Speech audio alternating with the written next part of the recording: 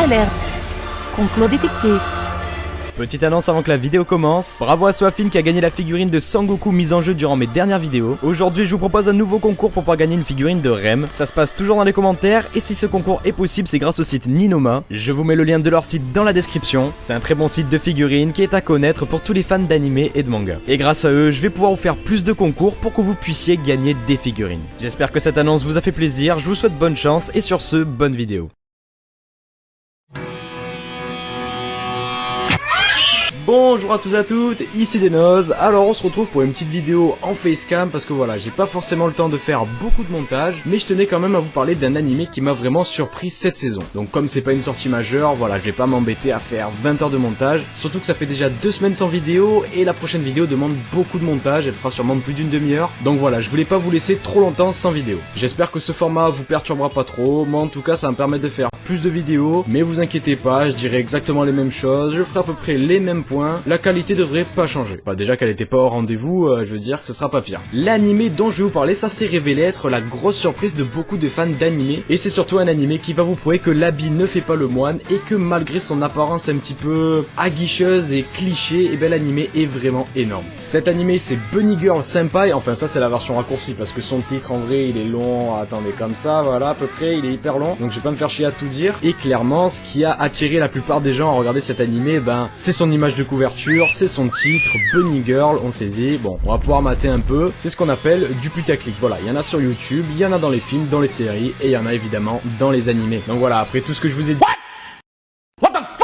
Vous vous doutez bien que tous ceux qui sont venus regarder l'animé juste pour la Bunny Girl, ils vont être un petit peu déçus. Et je pense qu'en fait ce putaclic ça a été une très grande force de cet animé et c'est pour ça que l'animé a plu à beaucoup de personnes. Quand tu commences à le regarder, tes attentes elles sont clairement à zéro. Tu t'attends à rien, tu t'attends à un animé classique et plein de fanservice. Et justement quand en plus de ça t'as une bonne histoire et t'as aucun fanservice et aucun putaclic, t'es doublement surpris. Mais bon voilà, si vous êtes passé à côté, de quoi parle cet animé? Voilà, cet animé c'est un school life donc il va démarrer évidemment dans un lycée où on va suivre un lycéen jusque-là tout à fait classique. On va nous faire découvrir ce qu'on appelle le syndrome de la puberté et qui touche donc les adolescents qui ont la puberté. Merci Captain Obvious. Et ce syndrome de la puberté, en gros, il consiste à une grosse instabilité, une sensibilité, mais ça reste assez flou et justement on va pouvoir voir en quoi il consiste en observant des exemples et en regardant des cas de lycéens qui sont atteints par ce syndrome. Vous voyez que déjà c'est un petit peu plus mystérieux et un petit peu plus complexe que ce que l'image et ce que la couverture laissait attendre. Bon et donc nous on va suivre un lycéen qui s'appelle Sakuta et qui va évidemment rencontrer une jeune fille avec le syndrome de la puberté. Elle s'appelle Sakurajima et c'est justement là que pour la première fois qu'on la voit, elle est en Bunny Girl. Mais honnêtement, je crois que c'est la seule fois qu'on la voit en Bunny Girl en 5 épisodes. Donc je vous ai pas menti, la Bunny Girl c'est juste vraiment pour attirer les gens à regarder cet animé. Et donc en fait, elle, le syndrome de la puberté va l'affecter d'une manière vraiment assez dérangeante pour elle. On n'aimerait pas être à sa place tout simplement parce qu'elle devient en quelque sorte invisible. Tout le monde l'ignore parce qu'en fait tout simplement personne n'arrive à la voir. C'est comme si en quelque sorte elle était en train de disparaître de ce monde. Et donc, comme vous en doutez, Sakuta c'est la seule personne qui arrive à la voir et donc c'est la seule personne en mesure de l'aider. C'est un scénario assez inhabituel. La tournure de l'histoire pourrait être un petit peu perturbante pour certains, mais c'est vrai qu'elle a un gros point positif, c'est qu'elle amène grandement à l'interaction entre les personnages. Et donc voilà, les deux lycéens, ce sont vraiment des antipôles, il y a vraiment un gros contraste entre eux deux, et on va découvrir comment leurs sentiments vont se développer, blablabla, blablabla, mais pas de manière cliché, d'une manière bien plus intéressante, tout en menant l'enquête sur ce syndrome de la puberté, et aussi en découvrant que ce dernier peut vraiment avoir des conséquences dramatiques et déprimantes. En plus de ça, l'anime a un côté comique vraiment bien maîtrisé, c'est pas très étonnant de la part d'un school life mais c'est toujours bien de le préciser et c'est vraiment très agréable à regarder. Un school life avec de la bonne comédie c'est toujours un plus, surtout que ça permet de développer un attachement entre les spectateurs et les personnages et tout simplement entre les personnages eux-mêmes. Durant l'animé ça va être très agréable de voir évoluer Sakuta et Mai qui sont vraiment l'essence de cet animé. En plus d'un scénario surprenant, intéressant et mystérieux, les personnages sont clairement sa meilleure partie.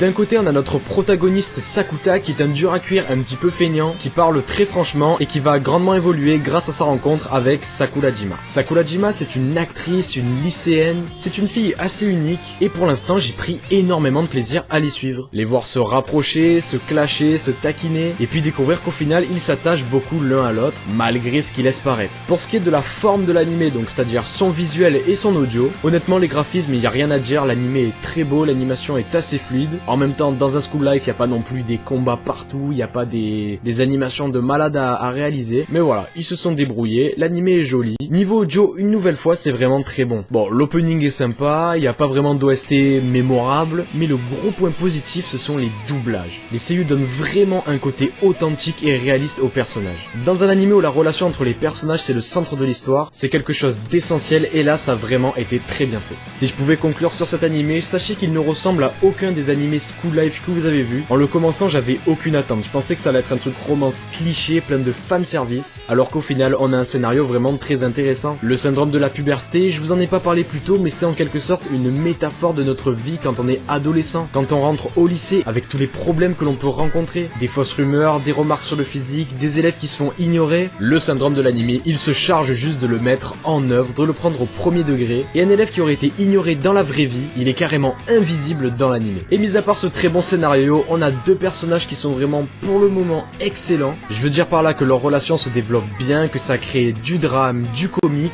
et que ces deux lycéens sont finalement assez uniques et s'éloignent une nouvelle fois des clichés. L'anime était donc l'exact opposé de ce que j'attendais de lui, ou plutôt de ce que je n'attendais pas, c'est-à-dire un anime assez intelligent avec de bons personnages, une histoire d'amour pas cliché et sans harem totalement débile, avec très peu de fanservice, alors que la couverture de l'anime laissait clairement penser le contraire. Et voilà, et cet anime est une très bonne surprise et je vous recommande vraiment d'aller le voir. J'espère que cette petite vidéo facecam vous aura plu, j'espère que vous allez aimer cet anime. Pour ma part, je pense que ce sera vraiment l'un des meilleurs animés de 2018 et je n'exagère rien du tout. N'oubliez pas, j'ai mon petit Utip en description, voilà, vous regardez une pub, ça me donne 5 centimes. N'oubliez pas de vous abonner à la chaîne si les vidéos vous plaisent et de lâcher un like si celle-ci vous a plu. Moi je vais vous laisser en vous souhaitant une bonne journée ou une bonne soirée, c'était Denoz, allez bye bye.